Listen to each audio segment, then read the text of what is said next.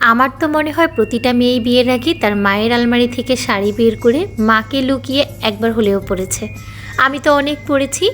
যখনই আম্মু কোথাও যেত, আম্মুর আলমারি থেকে শাড়ি বের করে পরাটা ছিল আমার প্রথম কাজ। শুধু তো আমি নয়, আমার মনে হয় প্রতিটা মেয়েই হচ্ছে তার নিজের লাইফে একবার হলেও কিন্তু এই কাজটা করেছেন। আচ্ছা, আমার মতো কোন কোন আপুরা শাড়ি পরতে ভালোবাসেন কমেন্ট করবেন। তো আজকে সকালে ঘুম থেকে উঠেই হচ্ছে রান্নার তোড়জোড় শুরু করেছি। সকালে নাস্তার পরপরই দুপুরে রান্নার আয়োজনে আজকে নামিয়ে নিয়েছি মুরগির মাংস। এখানে একটা লেয়ার মুরগি কেটে নিয়েছি, আর এখানে সিম, ফুলকপি, আলু দিয়ে রুই মাছ দিয়ে রান্না করব। সেই সাথে কিন্তু লাল শাক ভাজি করব। আমার বাসায় শীতের সময় তো এই খাবারগুলো একদমই কমন একটা খাবারের মধ্যে পড়ে। সিম, ফুলকপির রুই মাছের তরকারিটা আমার মনে হয় একদিন পরপর একদিন আমার রান্না করতে হয়। যাই হোক, আমি এখানে মুরগির মাংসটা প্রেশার কুকারে দিয়ে দিব। তাই প্রথমে প্রেশার কুকারে মুরগির মাংসটা দিয়ে দিয়েছি, তার সাথে একটু সরিষার তেল, লবণ, হলুদ গুঁড়ো, লাল মরিচের গুঁড়ো দিয়ে এখন ভালো করে মেখে ঝুঁকে মাংসটাকে বসিয়ে দেব। আমি কিন্তু বিভিন্ন সময় বিভিন্নভাবে মুরগির মাংসটা রান্না করার চেষ্টা করি। এতে করে কিন্তু স্বাদের যেমন পরিবর্তন হয়, খেতেও কিন্তু ভালো লাগে। প্রতি সময় কিন্তু লেয়ার মুরগিটা যখন আমি প্রেশার কুকারে রান্না করি, তখন আমি এইভাবেই রান্না করার চেষ্টা করি। এতে করে মুরগির কালারটা যেমন সুন্দর হয়, তেমনি কিন্তু এটা খেতেও সুস্বাদু হয়। মুরগির মাংসটাকে একটু কষানো তো দিয়ে দিয়েছি, আর অফ ক্যামেরাতে আমি সব মশলাপাতিও দিয়ে দেব। আর এইদিকে হচ্ছে লাল শাকগুলো এখন সিদ্ধ করে নিব। তার জন্য একটা কড়াইয়ে লাল শাকগুলো দিয়ে দিয়েছি, তার সাথে কিছুটা লবণ দিয়ে দিয়েছি। আর এবার ঢাকনা ছাড়া কোনো রকম পানি না দিয়ে শাকগুলোকে একটু সিদ্ধ করে নিব। লাল শাক সিদ্ধ করার সময় কিন্তু ঢাকনা ব্যবহার করবেন না। যাই হোক, শাকগুলো সিদ্ধ হয়ে গেছে, এবার এগুলোকে নামিয়ে নিয়েছি। আর অন্য চুলায় হচ্ছে একটা কড়াইয়ে পরিমাণ মতো সরিষার তেল দিয়ে তার মধ্যে এখানে রসুন কুচি দিয়েছি, আর দিয়ে দিয়েছি পেঁয়াজ কুচি।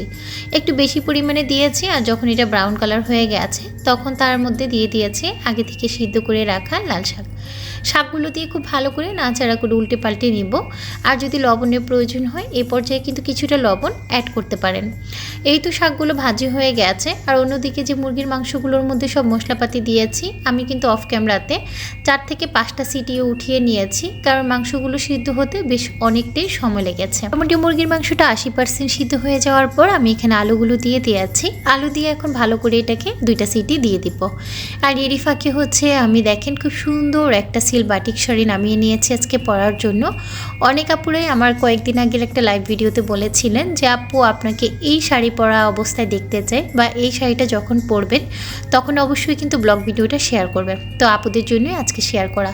এই তো শাড়ির কুচিগুলো দেখেন নিজে নিজে এত সুন্দর করে বসে গেছে, কারো কোনো হেল্প ছাড়াই পরে ফেলেছি। সিল্ক বাটিক শাড়িগুলো এই জন্যই আমার ভীষণ ভালো লাগে, কারণ এগুলো বেশ কোয়ালিটিফুল, আর এগুলো কিন্তু আরামসে কুচিগুলো বসে যায়। এত সুন্দর করে এই শাড়ির কুচিগুলো বসে, মাশাল্লাহ। আর এই তো শাড়িটা পরে আপনাদের সাথে চলে এসেছি শেয়ার করার জন্য আমাকে কেমন লাগছে। এই হচ্ছে আমার ফাইনাল লুক। এই শাড়িটা এত বেশি প্রিটি যে কোনো আপুকে অসম্ভব ভালো লাগবে। সামনে 16ই ডিসেম্বর উপলক্ষে নিতে পারেন, বা যে কোনো অনুষ্ঠানে পরার জন্যও কিন্তু এটা পারচেস করতে পারেন। আজকের এই সুন্দর সিলবাটিক শাড়িটা পেয়ে যাবেন আমার বিজনেস পেজ আউটফিট বাই জেবিনে। আউটফিট বাই জেবিন পেজের লিঙ্কটা আমার এই ভিডিওর কমেন্ট বক্সে এবং ডিসক্রিপশন বক্সে দেওয়া আছে। এই শাড়িটা পরে আমাকে কেমন লাগছে অবশ্যই কিন্তু কমেন্ট বক্সে কমেন্ট করে জানাতে ভুলবেন না। বিয়ের আগে প্রচুর শাড়ি পরতাম, বিয়ের পরেও পরতাম, তবে সময়ের অভাবে এখন কিন্তু খুব একটা পরা হয় না। যাই হোক, এদিকে হচ্ছে মুরগির মাংসটা হয়ে গেছে। আমি প্রেশার কুকার থেকে নামিয়ে একটা কড়াইতে ঢেলে নিয়েছি। আর এই তো এটার মধ্যে কাঁচামরিচ দিয়ে এখন কিছুটা টালা জিরার গুঁড়ো উপর থেকে ছড়িয়ে দিব। আর মুরগির মাংসটা একটু ঝোলঝোল করেই নামিয়ে নিয়েছি। আজকের মতো বিদায় নিচ্ছি, ভালো থাকবেন, আল্লাহ হাফেজ।